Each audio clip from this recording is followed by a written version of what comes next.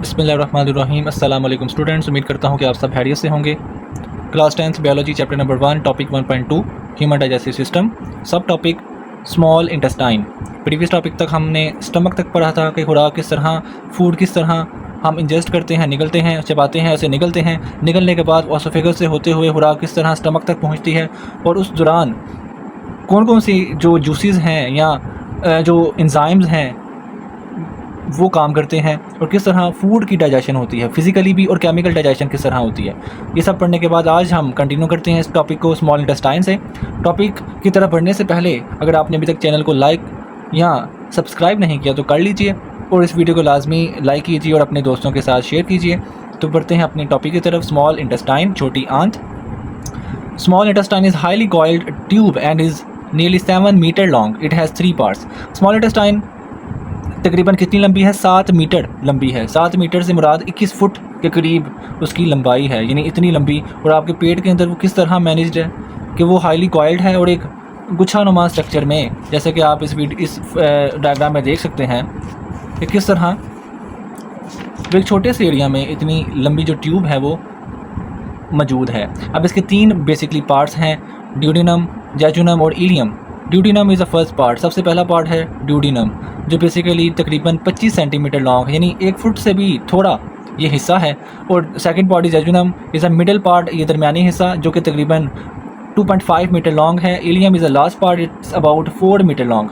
तो इसमें आपको MCQ के लिए पूछा जा सकता है कि स्मॉल इंटेस्टाइन की लंबाई तो 7 मीटर है। उसके बाद शॉर्ट क्वेश्चन में आ सकता है कि what are the name of 3 parts of small intestine, तो तीनों के नाम आपको मालूम होने चाहिए।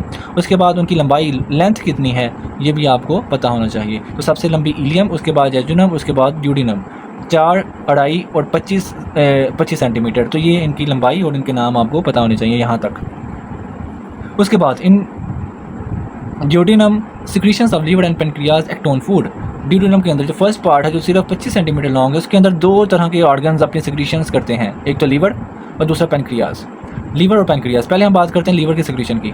The secretion of liver, bile उसे कहते हैं bile, enters duodenum through common bile duct. वो ड्यूडिनम में एंटर होती है नालियों के जरिए, जिसे बाइल डक्ट कहते हैं। It contain salt which break large fat into small droplets. Bile के अंदर कुछ ऐसे नमकियात होते हैं, सॉल्ट होते हैं, जो फैट को छोटे हिस्सों में, छोटे पार्टिकल्स में, छोटे ड्रॉपलेट्स में, छोटे कंपोनेंट्स में तोड़ देते हैं।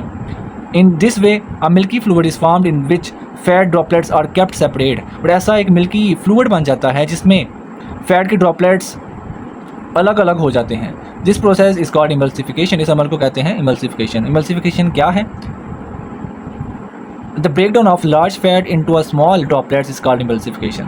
The secretion of pancreas. अब हम बात करते हैं पेनक्रियाज की सिक्रीशन की। तो pancreas secrete pancreatic juice enter duodenum through pancreatic duct। ये pancreatic ducts के ज़रिए जो जूस है वो उसके जो फर्स्ट पार्ट है duodenum उसमें secrete करता है, which joins the common bile duct before entering duodenum। और इस पेनक्रियाटिक जूस में तरह तरह के एंजाइम्स हैं, जैसे ट्राइप्सिन, पेनक्रियाटिक अमाइलेज और लाइपेज। और ट्राइप्सिन का काम है, ट्राइप्सिन का क्या काम है? प्रोटीन को डाइजेस्ट करना। पेनक्रियाटिक अमाइलेज का काम है कार्बोहाइड्रेट को डाइजेस्ट करना। लाइपेज का काम है लिपिड्स को डाइजेस्ट करना, जो कि अगली नेक्स्ट लाइन में उसने बताया है।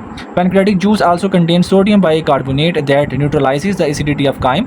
उसके साथ साथ पेनक्रियाटिक जूस में सोडियम बाइकार्बोनेट मौजूद होते हैं, जो कि जो फूड की एसिडिटी है, जो काइम की एसिडिटी है, उसको कम करते हैं, उसको बेसिक pH वैल्यू में लेकर आते हैं, यानी उसकी जो एसिडिटी है उसे रेगुलेट करता है। The gland present in the wall of small intestine also create small enzymes for the complete digestion of all type of food. तो ये तरह तरह के जो बल्कि तमाम तरह के जो फूड हैं उसकी कंप्लीट डाइजेशन में pancreatic juice plays very important role. तो इन 2 पैराग्राफ में हमने पढ़ा कि लीवर बाइल सिक्रीट करता है और बाइल फैट को छोटे ड्रॉपलेट्स में तोड़ देता है, जिस अमल को इमल्सिफिकेशन कहते हैं।